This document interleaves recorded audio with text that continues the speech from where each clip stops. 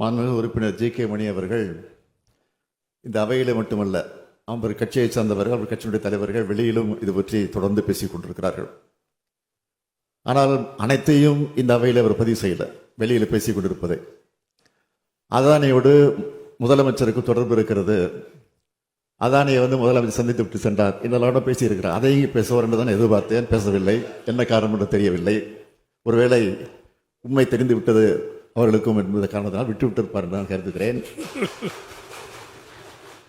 தமிழ்நாட்டில் அதானி குழுமத்தினுடைய தொழில் முதலீடு குறித்து பொதுவெளியில் வரும் தவறான புகார்களுக்கு நம்முடைய மின்துறை அமைச்சர் செந்தில் பாலாஜி அவர்கள் தெளிவான விரிவான விளக்கத்தை தொடர்ந்து 2-3 முறை விளக்கியிருக்கிறார்கள்.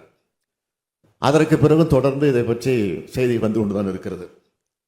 அதானி நிறுவனத்துடைய முதலீடுகளை வைத்து தமிழ்நாடு அரசுக்கு களங்கம் கற்பிக்கக்கூடிய நினைக்கக்கூடியவர்களுக்கு நான் எழுப்பக்கூடிய கேள்வி என்னவென்று கேட்டால், அதானி மீது சொல்லப்பட்டிருக்கக்கூடிய குற்றச்சாட்டுகள் குறித்து பாராளுமன்ற கூட்டுக்குழு விசாரணை அமைக்க வேண்டும், அந்த விவகாரம் குறித்து நாடாளுமன்றத்தில் விவாதிக்க வேண்டும் என்று நாடாளுமன்றத்தில் இந்தியா கூட்டணி கட்சிகள் முழப்பொழுதும் சொல்லுகிறோம். எங்களுக்கு தமிழ்நாட்டுக்கு அதுக்கு எந்தவித சம்மந்தம் கிடையாது.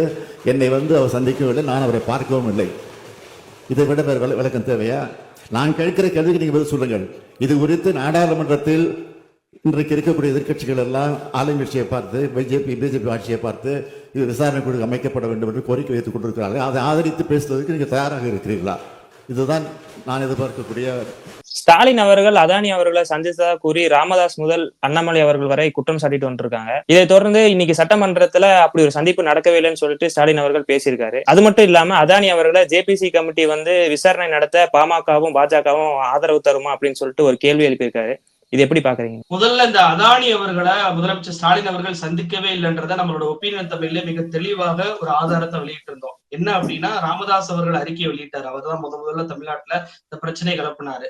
அவர் அறிக்கையை வச்சே நம்ம அம்பலப்படுத்துறோம். அவர் அறிக்கையில அவர் என்ன சொல்லியிருந்தாருன்னா, இந்த அதானி நிறுவனத்திற்கு SECI ஒப்பந்தம் கொடுக்குறாங்க. சோலார் பவர்களை நீங்க வாங்கிக்கங்க அப்படின்னு சொல்லி. SECI என்னன்னா solar energy corporation of India.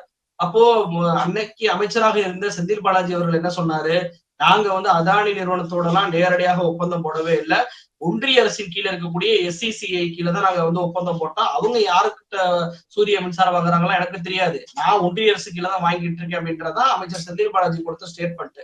ஆனாலும் அதானியை ஸ்டாலின் சந்திச்சாரு. அதுவும் அவருடைய இல்லத்திலேயே வச்சு ரகசியமா சந்திச்சிருக்காரு. இது குறித்து ஒரு வெள்ளை அறிக்கை வெளியிடுங்க அப்படின்றதான் ராமதாஸ் சொல்லிட்ட அறிக்கை. அன்னைக்கு அவர் ராமதாஸ் விட்ட அறிக்கையில என்ன இருந்துச்சு, 2021ஆம் ஆண்டு இந்த டீல் என்பது போடப்பட்டிருக்கு. அதாவது தமிழ்நாடு மின்சார வாரியத்திற்கும் ஒன்றிய அரசின் கீழ் இருக்கக்கூடிய SECIக்கும் இடையே டீல் என்பது ஒப்பந்தம் என்பது போடப்பட்டிருக்கு, மின்சாரம் வாங்கணும் அப்படின்றது. ஆனா அதானியும் ஸ்டாலினும் சந்திச்சதாக எப்ப சொல்றாங்க அப்படின்னா, இந்த வருஷம் 2024 ஜூலை மாதம் சந்திச்சதாக ராமதாஸே தன்னுடைய அறிக்கையில சொல்லியிருக்கிறாரு. நான் என்ன கேட்கிறேன் அப்படின்னா, 2021ஆம் ஆண்டு போடப்பட்ட ஒப்பந்தத்துக்கு 3 வருஷம் கழிச்சு யாராவது அதானி கிட்ட லஞ்சம் வாங்குவாங்களா? யாருமே வாங்க மாட்டாங்க. டீல் முடிஞ்சு 3 வருஷத்துக்கு அப்புறம் பேசுவதற்கு அங்க ஒண்ணுமே இல்லை. அப்போ டீல் முடிஞ்சு 3 வருஷத்துக்கு அப்புறம் இவங்க சந்திச்சதாக சொல்லுவது முன்னுக்கு பின் முரணா இருக்கு. முதல்ல அப்படி ஒரு சந்திப்பே நடக்கல. ஏன்னா எந்த மீடியாவுமே முதலமைச்சர் ஸ்டாலினா அவருடைய இல்லத்துல போய் அதானி சந்திச்சாருன்னு சொல்லி உறுதியாக சொல்லல. இப்படியான சந்திப்பு நடந்திருக்க வாய்ப்பு இருக்குமோ, அதானி வந்திருக்கிறார், அவர் ஒரு ஹோட்டல்ல சாப்பிட்டு அன்னைக்கு நைட்டே ஏர்போர்ட்ல தனி விமானத்துல ஏறி போயிட்டாரு அப்படின்ற செய்திகள் தான் வந்துச்சே தவிர எந்த ஒரு நிறுவனமுமே அதானி ஸ்டாலின் சந்தித்தார் என்று உறுதியாக சொல்லவே இல்லை. அதை இதுவரைக்கும் எந்த ஒரு அரசியல் கட்சி தலைவர்களாலும் உறுதிப்படுத்த முடியல. ஏன்னா அப்படி உறுதிப்படுத்த முடியாதனாலதான் இன்னைக்கு பாமக நிறுவனர் இருக்கக்கூடிய ராமதாஸ் அவர்களையே அவருடைய MLA-வை அமலப்படுத்திட்டாரு. ஜி.கே. மணி இன்னைக்கு இந்த விஷயத்து குறித்து பேச ஆரம்பிக்கும் போது முதலமைச்சர் ஸ்டாலின் அவர்கள் மிக தெளிவாக சொல்றாரு, நான் அதானியை சந்திக்கவே இல்லை, அப்படி சந்திப்பதாக சொல்வது பொய். நீங்க தைரியம் இருந்தா ஜேபிசி கமிட்டி விசாரணைக்கு, அதானி மேல நடக்கக்கூடிய அந்த விசாரணைக்கு பாமகவும் பாஜகவும் ஆதரவு கொடுக்குமா அப்படின்னு சொல்லி கேட்டுட்டாரு. வேற இதை மட்டும் சொல்லல, கூடுதலா ஒரு விஷயத்தை என்ன சொல்றாரு அப்படின்னா, நான் அதானியை சந்திச்சேன் அப்படின்றத ஜி.கே. மணி பாமகவுடைய MLA வரக்கூடிய ஜி.கே. மணி அவர்கள் சட்டமன்றத்திலேயே சொல்லுவாருன்னு நினைச்சேன், ஆனா சொல்லவே இல்லை.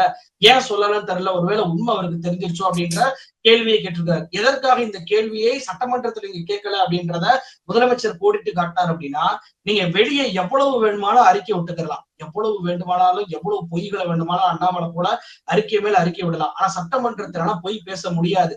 சட்டமன்றம் என்பது ஒரு அரசு ஆவணம். நாம என்ன வந்து பேசுறோமோ அது ஒவ்வொரு நிமிடமும் என்ன வார்த்தை விடாம பதிவு செய்யப்படும். அது வந்து அச்சேடுகளாக புக்காக அடிக்கப்படும். இன்னைக்கு வந்து காமராஜர் காலத்துல இருந்து அதற்கு முன்னாடி இருந்த காலத்துல இருந்து என்னென்னலாம் பேசினாங்கன்ற தரவுகள் அத்தனையுமே சட்டமன்றத்துல இருக்கு. எல்லா சட்டமன்ற உறுப்பினர்களுடைய பேச்சும் அதுல அடங்கும். அப்போ இப்படியான சட்டமன்ற கையேடுகள்ல அதுல போய் பதிவாயிருச்சு அப்படின்னா நம்ம பொய் சொன்னது அம்பலம் ஆயிருன்றதுக்காண்டிதான் தெளிவாக இந்த ஜி.கே. மணி அந்த வார்த்தையை பயன்படுத்தவே இல்லை. ஆனா முதலமைச்சர் மிக தெளிவாக புடிச்சிட்டாரு. இன்னைக்கு பிடிச்சதுனால என்னன்னா பாமக அம்பலப்பட்டு போய் நிக்குது. இன்னைக்கு வந்து முதலமைச்சர் சொல்வதை போல ஜேபிசி கமிட்டிக்கு ஆதரவு கொடுப்பீங்களா அப்படின்னு சொல்லி 2 கட்சிக்கு மேலேயும் வந்து சவால் விட்டாருல. இதுல பாஜக வழக்கம் போல வாய் திறக்கல. ஏன்னா அண்ணாமலையே நம்ம ஒரு வீடியோ கூட நேற்றைக்கு வெளியிட்டிருந்தோம். செந்தில் பாலாஜி அவருடைய பெற்றோரை மிக இழிவுபடுத்தும் விதமாக நீ சரியான அப்பா அம்மா பிறந்தையா அப்படின்லாம் கேட்டாரு. அப்போ இப்படியான பேச்சை கேட்பதற்கு என்ன காரணம் அப்படின்னு சொல்லி பார்த்தோம் அப்படின்னா அதானிக்கு தமிழ்நாடு மின்சார வாரியத்துக்கு இடையே உள்ள தொடர்பு அப்படின்ற அறிக்கையை தான் பின்னாடி இருந்துச்சு.